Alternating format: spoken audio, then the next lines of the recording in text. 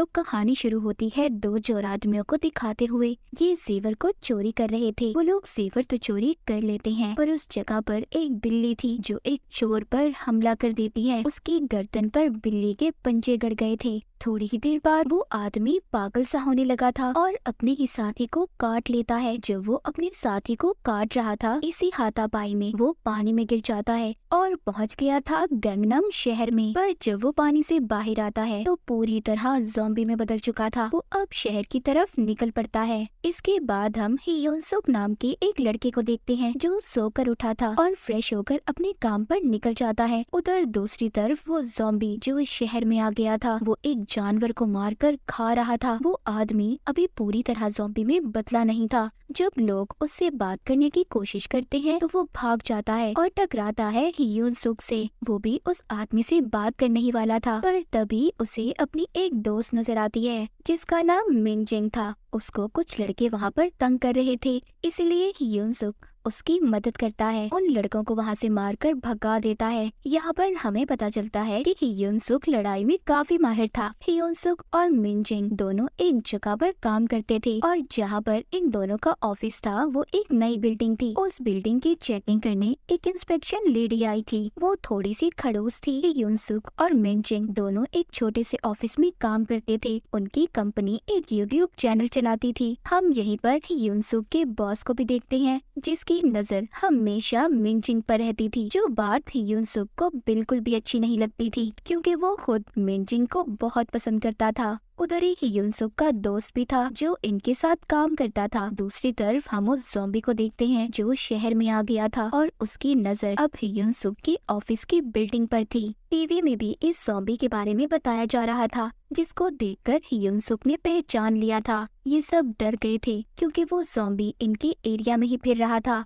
थोड़ी देर बाद हियोन सुक की ऑफिस में पानी वाला आता है। तभी इनका बॉस उसको देखकर छुप जाता है क्योंकि इनका काम इतना खराब था, ये पानी वाले को भी पैसे नहीं दे पाए थे। खैर पानी वाला तो चला गया था। जब वो अपनी गाड़ी के पास जाता है तो उसको वो ही ज़ॉम्बी ने आकर काट लिया था और उसका खून पीने लगता है। जब वो ज़ॉम्बी पानी वाले को मारकर खड़ा होकर गाड़ी के शीशे में देखता है तो खुद को देखकर रोने लगता है। इसका मतलब ये था कि ज़ॉम्बी के अंदर कहीं ना कहीं इंसानियत बाकी थी, पर अब वो और भी ज्यादा पागल होने लगा था। उधर बिल्डिंग के अंदर इंस्पेक्शन लेडी जब बाथरूम को चेक करती है तो गार्ड्स को बहुत डांटती है। कहती है इतने गंदे बाथरूम क्यों हैं? मैं तुम्हें इस बिल्डिंग से निकलवा दूंगी। पर तभी वो चीखने चिल्लाने की आवाजें सुनते हैं। इंस्पेक्शन लेडी जब बाहर आती है तो बिल्डिंग में एक भगदड़ मची हुई थी। एक ऑफिस के अंदर से लोग भाग रहे थे। वो इंस्पेक्शन लेडी जब देखती है तो उसके तो होश ही उड़ गए थे। उस ऑफिस में बहुत से लोग ज़ॉम्बी बन चुके थे। उस गैंगनम ज़ॉम्बी ने बहुत से लोगों को काट कर अपने जैसा ज़ॉम्बी बना दिया था। यहाँ से शुरू हुई थी सबकी बर्बादी। इंस्पेक्शन लेडी सबसे पहले गार्ड से कहकर सारी बिल्डिंग के दरवाजे बंद करवा देती है ताकि एक भी ज़ॉम्बी बाहर न जा सके। पर तभी गैंगनम ज़ॉम्बी इनके पीछे आ गया था। वो एक गार्ड को काट भी लेता है, पर इंस्पेक्शन लेडी बच गई थी। उधर वो गार्ड जो दरवाजे बंद कर रहा था, अचानक से एक ज़ॉम्बी उसके सामने आ जाता है और देखते ही देखते दर्जनों ज़ॉम्बी उसके सामने थे। सब उस गार्ड पर टूट पड़ते हैं और उसे मार देते हैं। उधर दूसरी तरफ इंस्पेक्शन लेडी सबसे मदद मांग रही थी, पर बिल्डिंग में कोई भी नहीं था। तभी वो हियोन सुक की ऑफिस में पहुंचती है और सारी कहानी बताती है, पर कोई भी उसकी बात पर यकीन करने के लिए तैयार नहीं था। जो वो टीवी पर सबको गैंगनम ज़ॉम्बी दिखाती है। कहती है यही है वो आदमी जिसने सारी बिल्डिंग के इंसानों को जानवर में बदल दिया है। ये बात सुनकर कुछ लोग वहाँ पर थोड़ा सा सीरियस हो गए थे।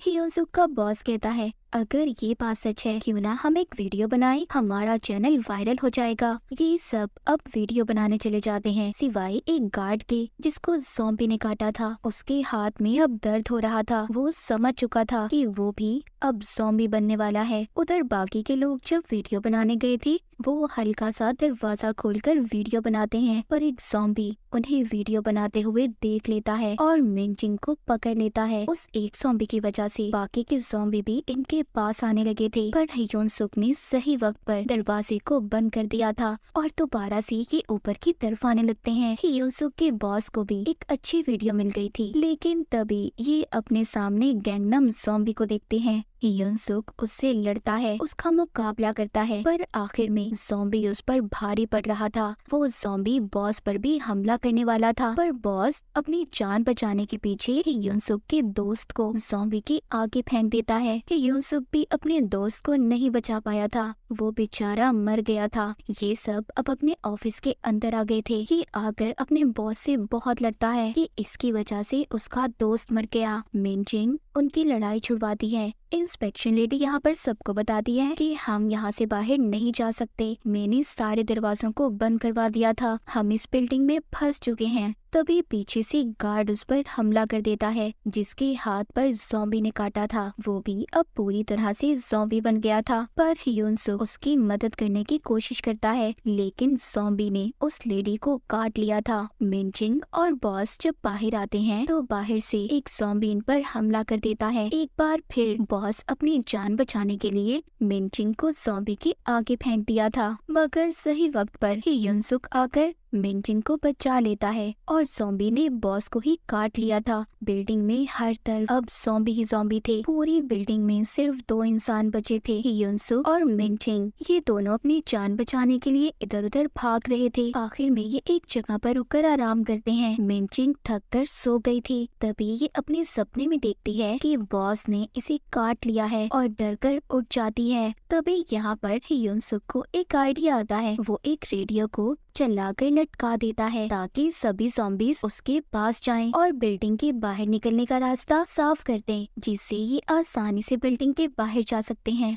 उस रेडियो की आवाज सुनकर बेहोश ज़ॉम्बी भी जाग गए थे। अब ये जल्दी जल्दी जब भाग रहे थे तभी युनसुक का दोस्त जो ज़ॉम्बी बन गया था वो इनका रास्ता रोक लेता है। युनसुक उसे समझाने की बहुत कोशिश करता है। उधर बॉस के ज़ॉम्बी ने भी मिनजिंग को पकड़ लिया था। यहाँ पर मिनजिंग का सपना सच हो जाता है कि अपने और युनसुक की जान बचाने के लिए बेसबॉल बैट से इन पर हमला करती है। हिम्मत कर ये दोनों आगे बढ़ते हैं। जब ये मदद के लिए फोन करते हैं, फोन भी बंद थे। तभी गैंगनम ज़ॉम्बी इनके पास आ गया था। उधर रेडियो भी बंद हो जाता है। नीचे बाहर जाने का सिर्फ एक ही रास्ता था और वो था ज़ॉम्बीज़ के बीच में से। ये दोनों हिम्मत करके ज़ॉम्बीज़ के दरमियान से गुजरते हैं। युनसुक अपने हाथों और पाँव का इस्तेमाल करके ज़ॉम्बीज़ को पीछे कर रहा था। मिनजिंग अपना बेसबॉल बैट इस्तेमाल करके ज़ॉम्बीज़ को मार रही थी, पर यहाँ पर ज़ॉम्बीज़ हद से ज्यादा थे। ये दोनों किसी न किसी तरह सीढ़ियों तक पहुँच जाते हैं, मगर ऊपर से भी ज़ॉम्बीज़ आ रहे थे और नीचे से भी। ये दोनों दरमियान में ही फंस चुके थे। ये दोनों फर्स्ट फ्लोर तक पहुँच तो जाते हैं, पर वहाँ पर भी ज़ॉम्बीज़ थे। ये बचकर भागते हैं और कार पार्किंग एरिया पर आ गए थे।